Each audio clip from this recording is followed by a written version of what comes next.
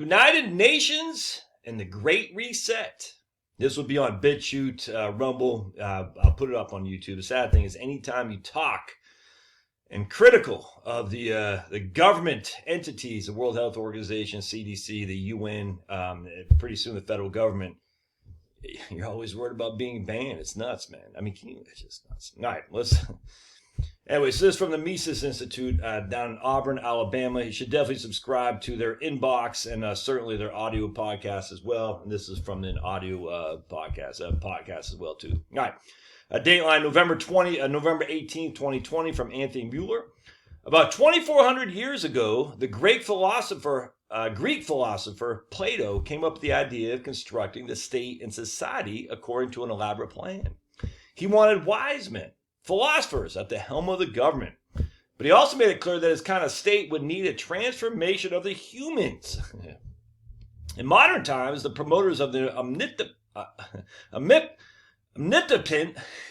just said omnipotent, omnipotent.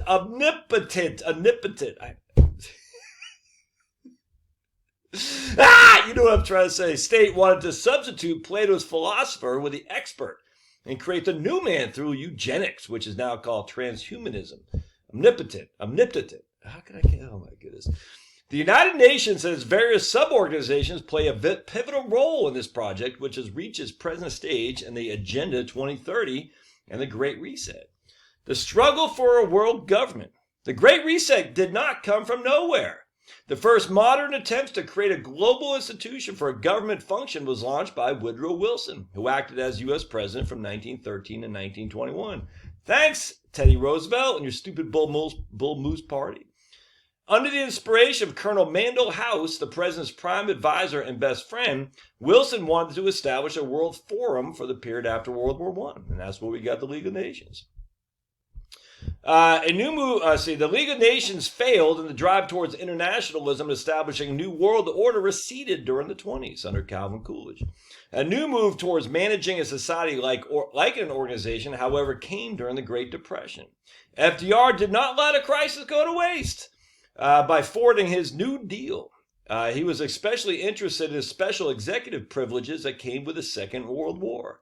Resistance was almost nil when he moved forward to lay the groundwork for a new League of Nations, which is now named the UN.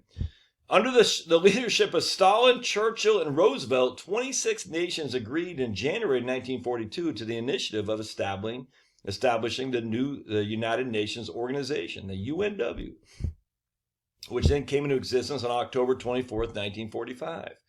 Since its inception, the UN and its various branches, the World Bank, the World Health Organization, have prepared the countries of the world to comply with the goals that were announced at its foundation. Yet the unctuous pronouncements promoting international peace and security, developing friendly relations among nations, and working for social progress, better living standards, and human rights hides the agenda of establishing a world government with executive powers, whose task would not be promoting liberty and free markets, but greater interventionism and control through cultural and scientific organizations. In fact, UNESCO came to be in 1945. United Nations Educational, Scientific, and Cultural Organization. After the founding of UNESCO in 1945, the English evolutionary biologist, eugenicist, and declared globalist Julian Huxley, the bro of Aldous Huxley, became its first director. At the launch of the organization, Huxley called for a scientific world humanism, global in extent, and asked to manipulate human evolution to a desirable end, referring to the dialectical materialism as the first radical attempt at an evolutionary philosophy. The director of UNESCO laments that the Marxist approach to changing society was bound to fail because of his lack of an indispensable biological component. With these ideas, Huxley was in respectable company. Since the late 19th century, the call for a genetic betterment of the human race through eugenics has been gaining prominent followers.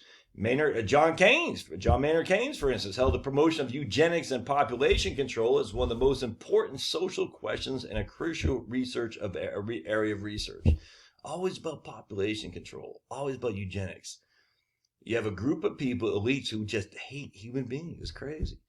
Keynes was not alone. The list of advocates of breeding the human race for his own betterment is quite large. Illiberal reformers include many well-known names. H.G. Wells, George Bernard Shaw, shocking, he was a commie, sympathizer with the commies. Teddy Roosevelt, Winston Churchill, the economist Irving Fisher, Margaret Sanger, of course, Bill Gates Sr. In his discourse at the foundation of UNESCO, Huxley was quite specific about the goals and methods of this institution. To achieve the desired evolutionary progress of mankind, the first step must be to stress the ultimate need for a world political unity and familiarize all peoples with implications of a transfer of full sovereignty from separate nations to a world organization.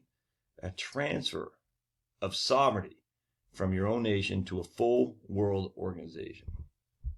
Furthermore, the institution must consider the trade-off between the importance of quality against quantity, which means it must take into account there's an optimum range of size of every human organization as for every type of organism. Playing God much, Huxley?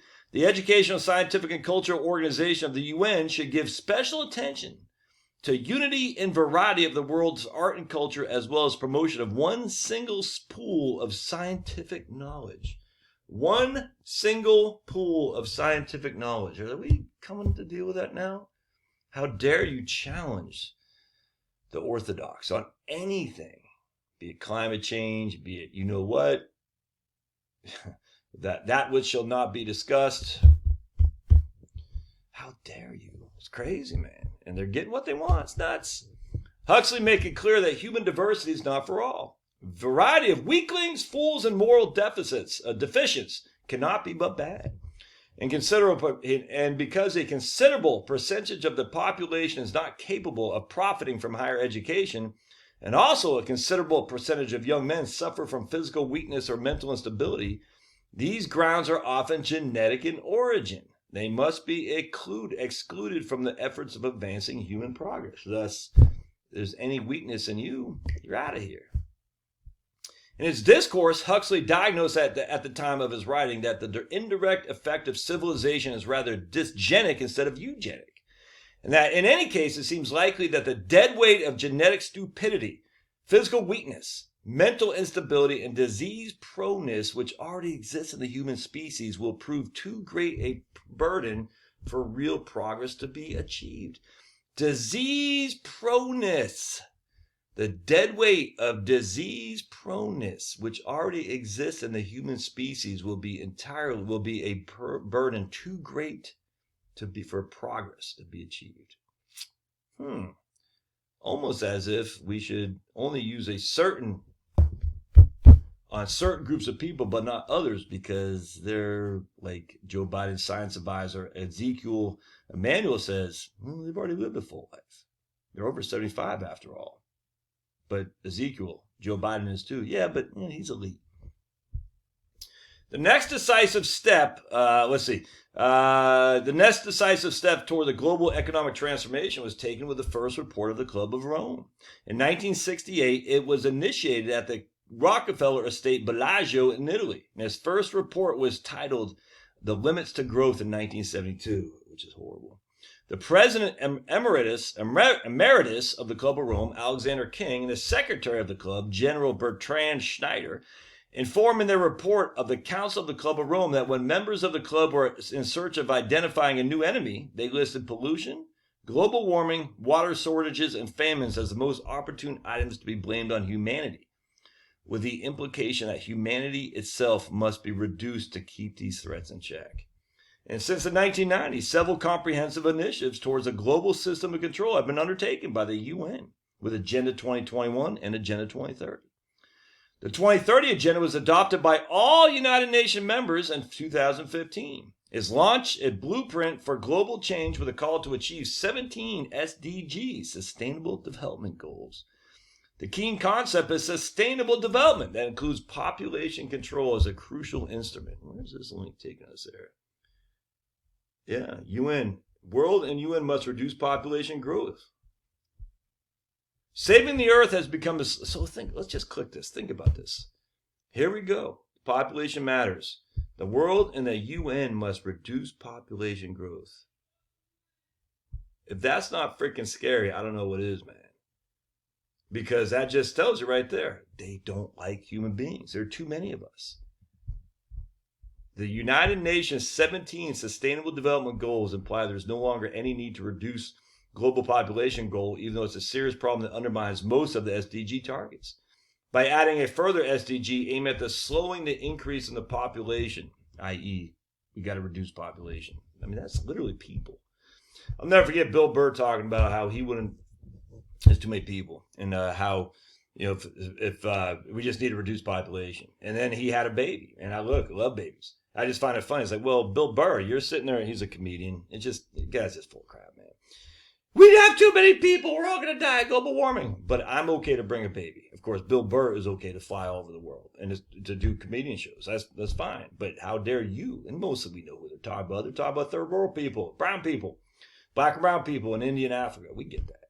Southeast Asia. Now, that's what these guys are saying. So Bill is able to bring a baby in the world, but he says other people, there's too many. So for Bill, he'd say, well, one child. I was like, that sounds awful Chinese, communist Chinese, one child per household. Freaking scary stuff, man. Scary stuff. I always wonder, say, if there's too many people, and you're flying around, you don't see an issue there, and then you bring the baby in,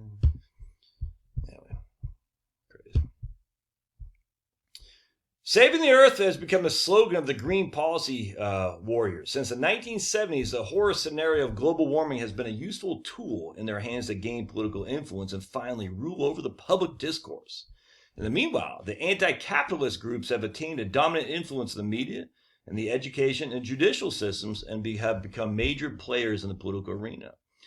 In many countries, mostly in Europe, the so-called green parties have become a pivotal factor in the political system. And members of many of their representatives are quite open in their demands to make society and the economy compatible with high ecological standards that require a profound reset.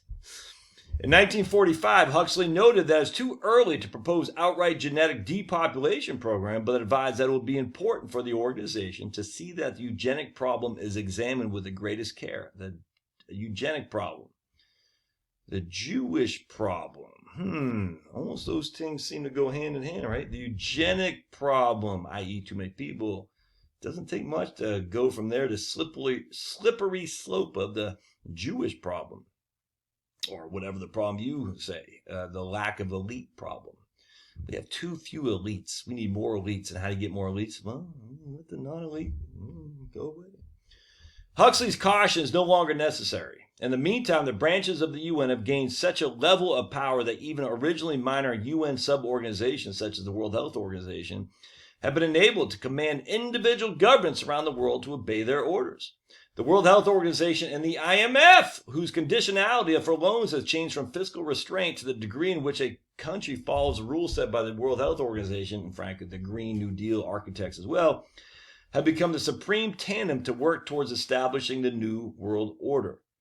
As Huxley pointed out in his discourse in 1945, is the task of the United Nations to do away with economic freedom because laissez-faire and capitalist economic systems have created a great deal of ugliness.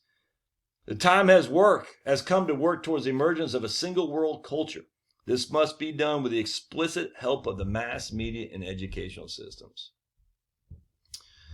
With the foundation of the UN and the sub-organizations, the drive to advance the programs of eugenics and transhumanism took a big step forward. Together with the activities of the Club of Rome, they have staged to initiate the Great Reset that is going on currently.